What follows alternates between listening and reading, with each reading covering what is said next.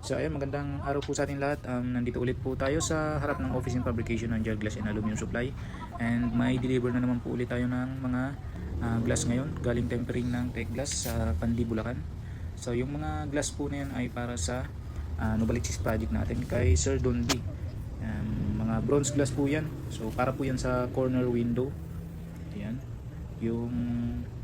Yung iba naman po ay para sa CR and sa mga windows, bali siyam na piraso.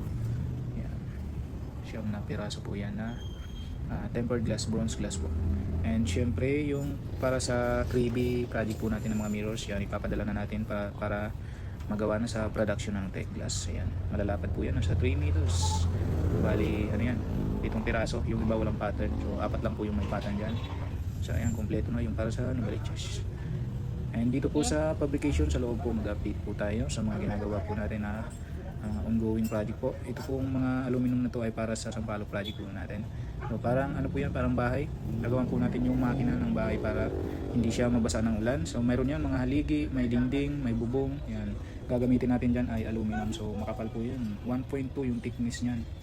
So ayan, naka-design po yan sa parang bahay, kaya makapal yung materials na ginamit natin. And syempre may mga nagpapagawa dito sa malapit sa area natin, yung kay Mang Dingli.